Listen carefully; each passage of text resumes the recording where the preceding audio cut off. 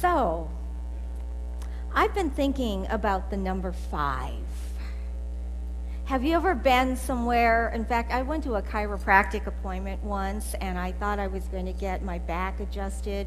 And the chiropractor had me lay down on the table. And the first thing he said to me was, "Think about the number 4." I opened my eyes and I said, "I don't want to." So that was the beginning of that experience. And you can tell it didn't go well.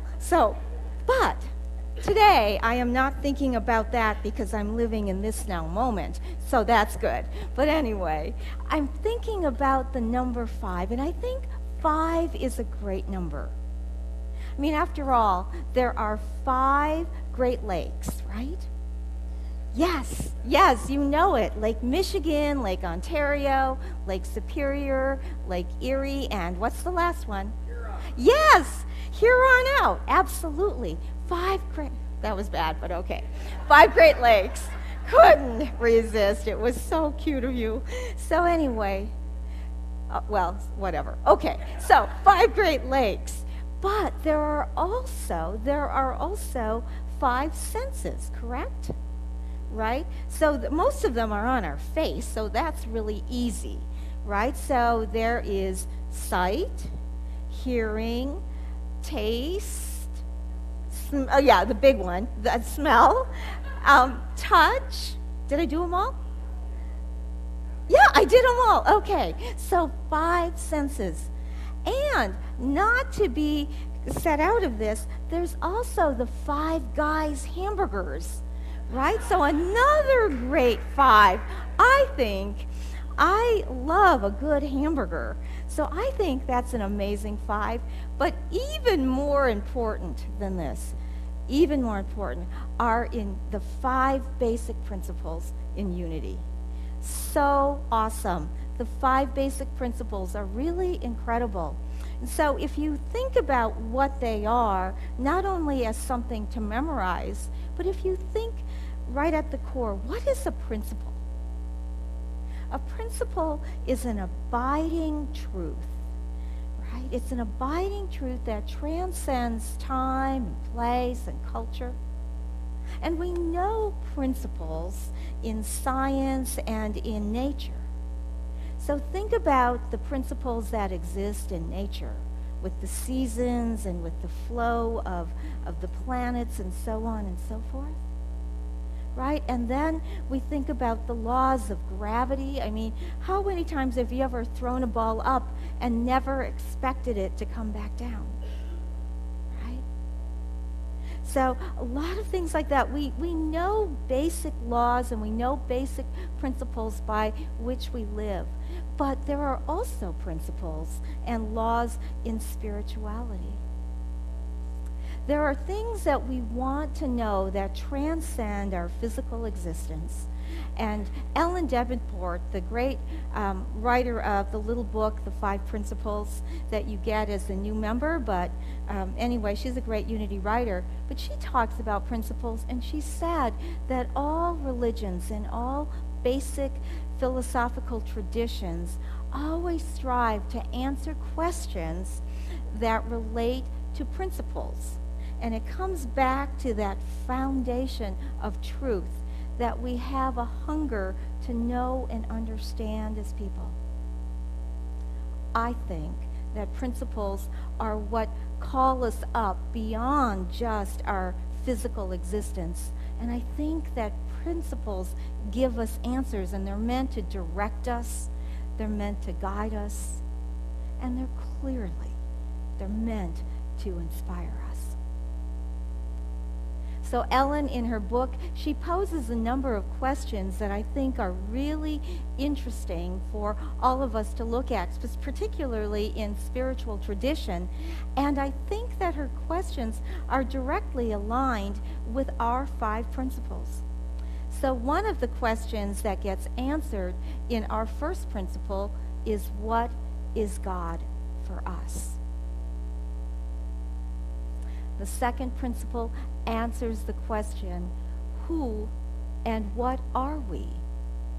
Who and what are we? The third principle answers the question, why do things happen in our lives the way they do? And the fourth principle answers the question. So how do we connect with, how do we communicate with God? How do we reach this presence that is? And the last question she poses is, how are we called to live? And the fifth principle answers that question for us.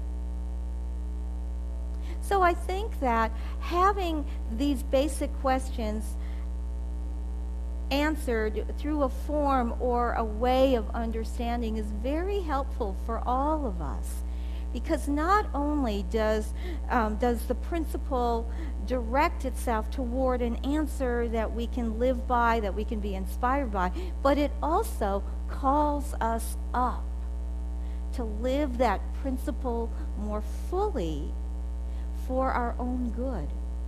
And that in itself is a really powerful thing. And so when I think of Unity's 5 principles, I try to think of the gist or the heart, the meat of what they're about. And so there's the great acronym you can use yourself to help you remember what they're about. And it's called OOMPA.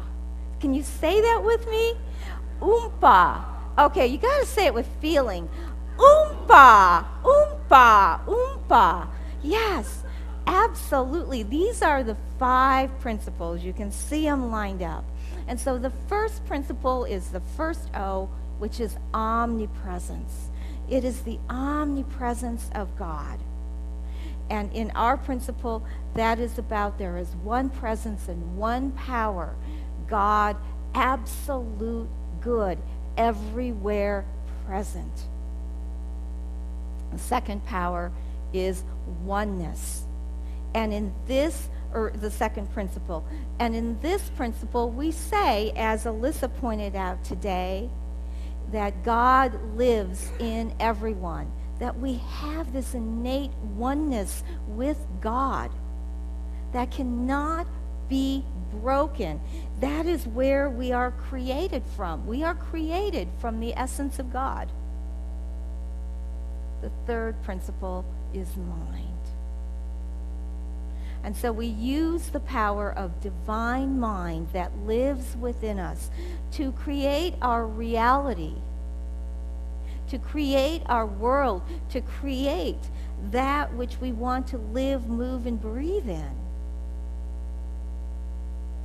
The fourth principle is prayer. And it answers that question. How do we connect with, how do we communicate with God? How do we have that intimate, intentional communion with and in God? Through prayer. And then deepened prayer is meditation.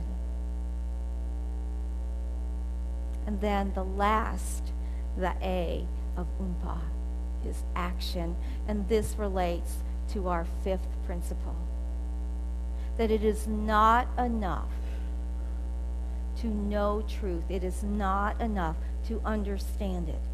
We must act. We must live our truth.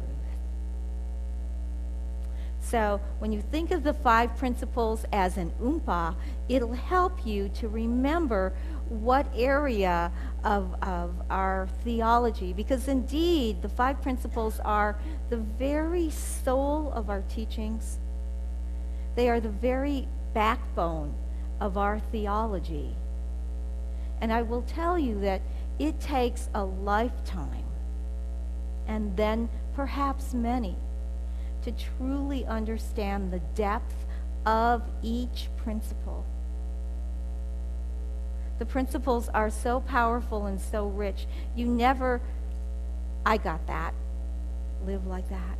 There's always spaces, there's always room to go a little deeper into each principle to truly live. And I believe that if we look at the life of Buddha, if we look at the life of Jesus, if we look at the life of really great inspired teachers, you will see that they lived these principles again and again and again. And that greatness lives in all of us. And there are people, in fact, each and every one of us, that lives these principles and shines in greatness right here and right now. So as we call forward these principles today, I'm going to talk about only the first two today. And I'm going to start with the very first principle, principle number 1, which says there is one presence and one power, God, absolute good. Can you affirm with me, please? There is one presence and one power, God, absolute good. Now, when you say that, do you feel the power of that? Yeah. Do you know that if you lived just from this one principle, you would never have a bad day? You couldn't have a bad day. And you might even miss a bad day just for the drama of it all, you know? I mean, just to have something a little to get all worked up about. But if you really lived this principle, you would never have a bad day. Or you would never have to say, when things get better, you know, creating that condition, when things get better, when this changes, when that changes, oh, and maybe when I change, you know, like that. You would never have that experience. You would so get that there is one presence and one power, that it is God. And in knowing that one presence and one power, you would never fear the illusion of separation or evil. If you lived in one presence and one power, you would get that God is for you. That God is a loving, affirming God. That God is with you always. And in unity, we say there are 3 O's. That God is omniscience, right? That God is omniscience. That God is omnipresence. And that God is omnipotence. Omni means all, okay? Omni means all. And if God is omniscience, all-knowingness, not all-knowing. When we say God is all-knowing, we're kind of making God a figurehead somewhere. But in unity, we say God is omniscience, all-knowingness. When we say God is omnipresence, not omnipresence, it's not like this figurehead, bobblehead bopping around the world. I mean, I used to think God was like that, and when I would pray and I didn't have the thing that I wanted, I thought, oh, he missed me. Oh, he was over in Japan. I guess he didn't see me and hear my little old prayer today, you know? But God is omnipresence. God is everywhere present in absolute goodness. When you get that God is omnipotence, not almighty God, a being, but omnipotence, almighty God, all power, then you get that there is nothing that God cannot do. You get that you are never alone, you are never forsaken, you have nothing to fear because God is always present with you and in you everywhere. Imagine that. And even in those times that are hard, and even in those times that are confusing, and even in those times that are disappointing, the absolute goodness of God is there. There is no time or no place where the goodness of God is not.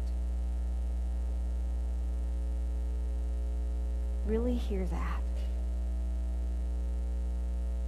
I've had some hard times in my life, and I know that you have too. And there has never been a time or a place where the goodness of God has not been there. And if you think about that in your life, you're going to know that that's true. You may not have searched for it. You may not have reached for it. You may have even rejected it. But the goodness of God is always present. And that is the power of the first principle. So I ask you to take this time and really think about how you can cultivate a deeper living, not just a thinking, but a deeper living of this first principle in your life. And how will that make a difference for you? How will it be different if you call on this power and presence of God as knowingness, as all power, as all presence? How will that make a difference in how you show up in your life? You don't have to do anything alone anymore. You can never be forsaken. You can never be forgotten. You can never not be enough, because God is with you. That's principle one.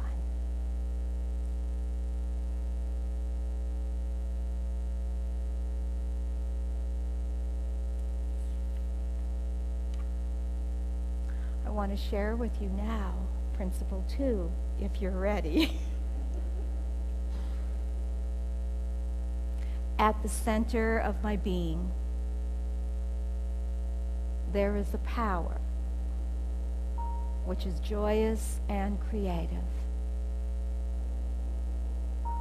My awareness of this power causes it to act through me as me. I now recognize it and say, come forth. Break through every obstruction I have created, with which time and space and memory have blocked me.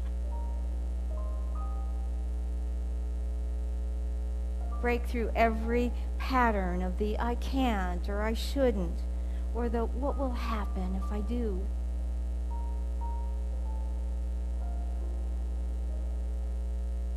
Break through the past of background, of heredity, of traditions, and power up in me.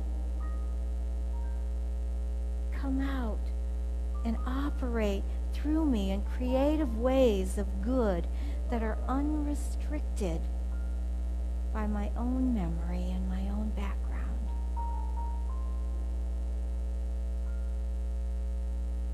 Come forth and operate as me, as unlimited, joyous, and free.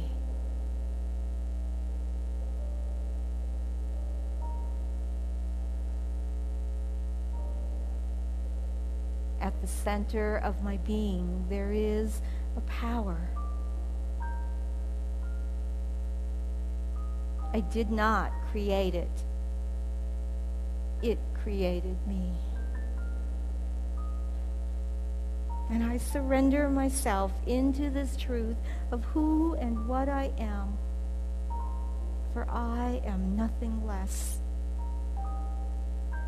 I am called to be the highest expression of my being. And this I know. I am the activity of God. From the center of my being, I am divine.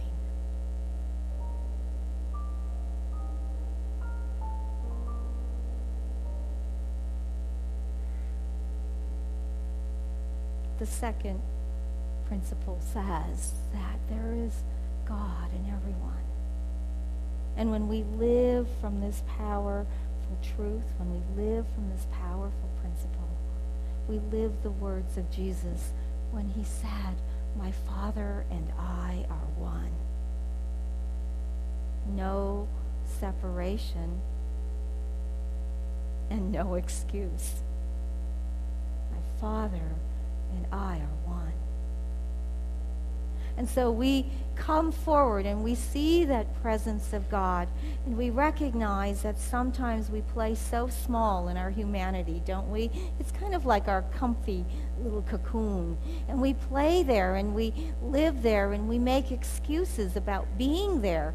And we can sometimes don't even like it. But do we change it? Not so much sometimes. But when we remember the truth,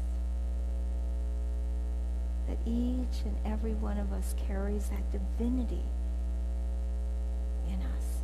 We are more than who we thought we were before.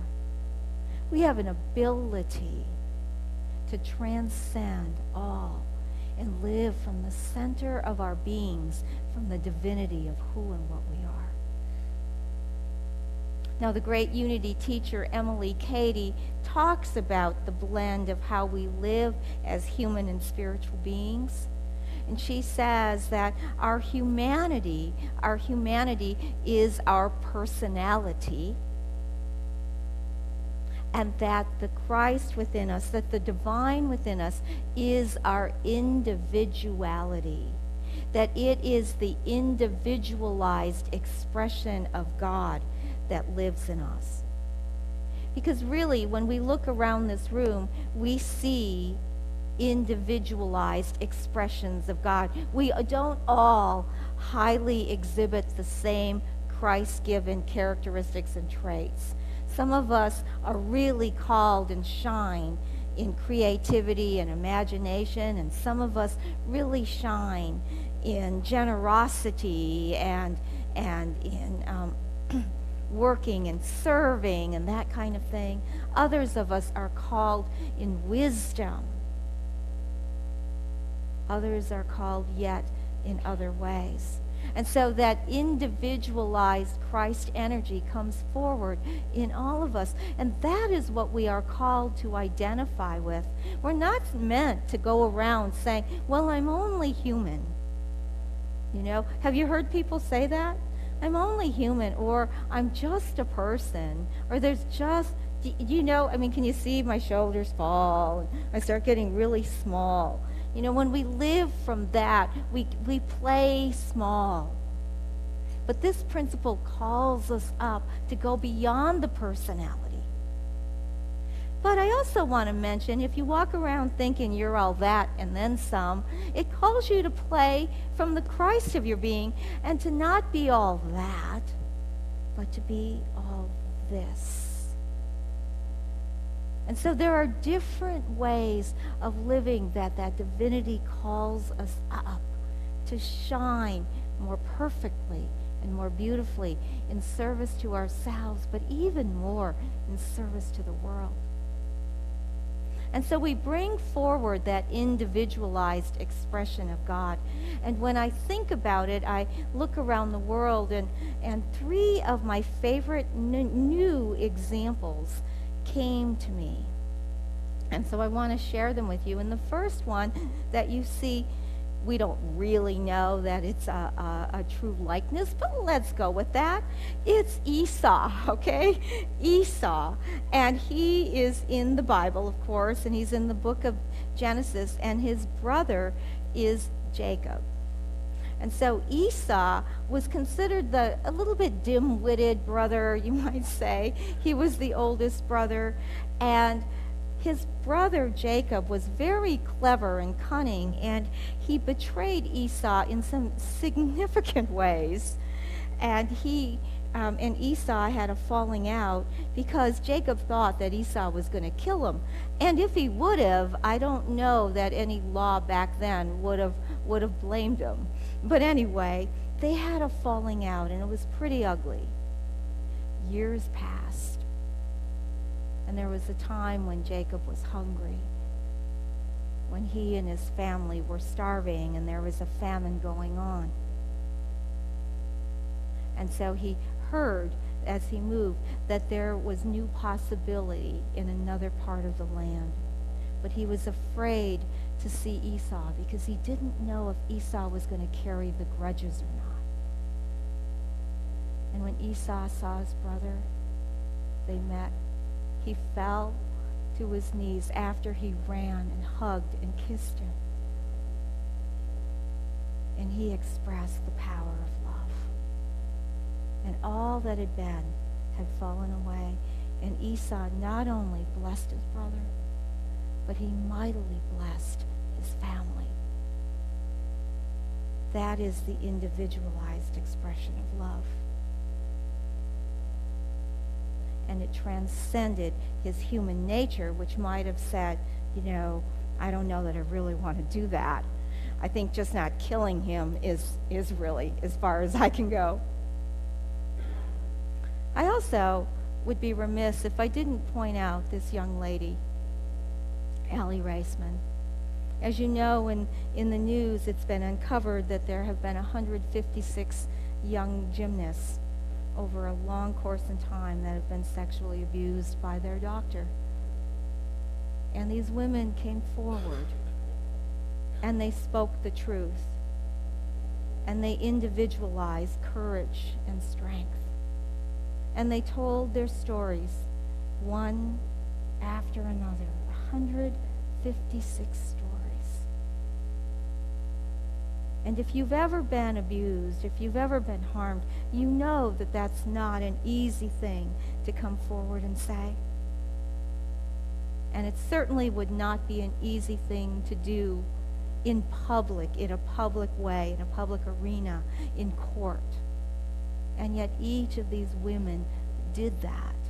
They stepped out of their small selves and they rose up and individualized as strength and courage for a greater good.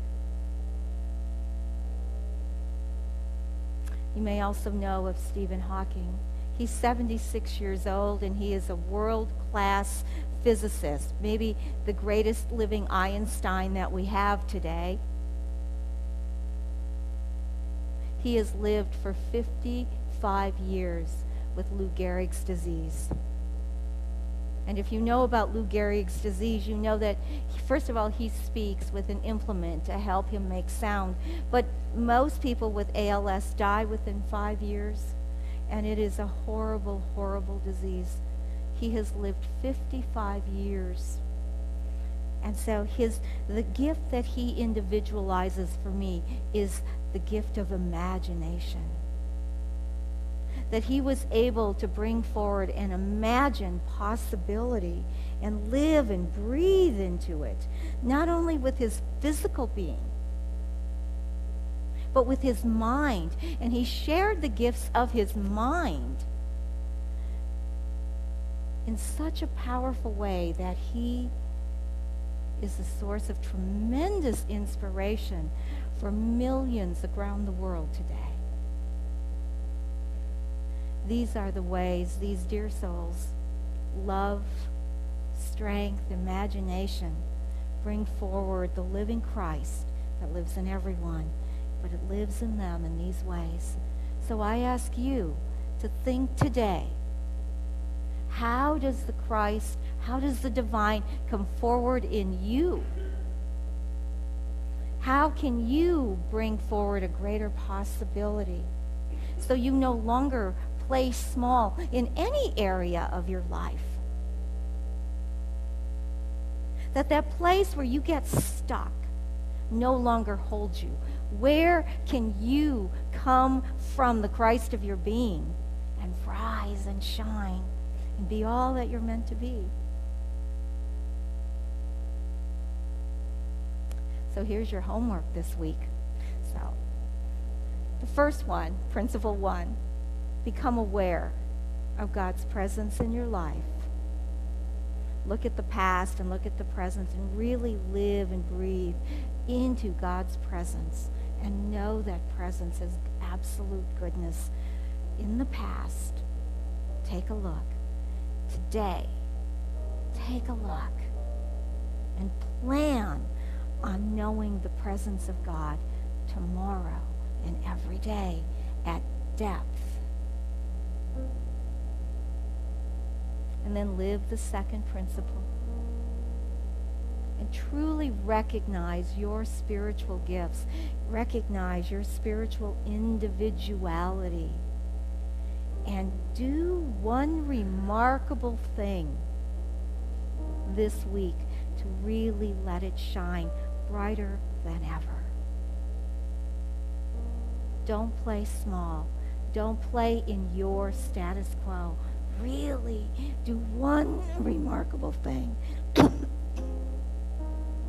and magnify the truth of who and what you are.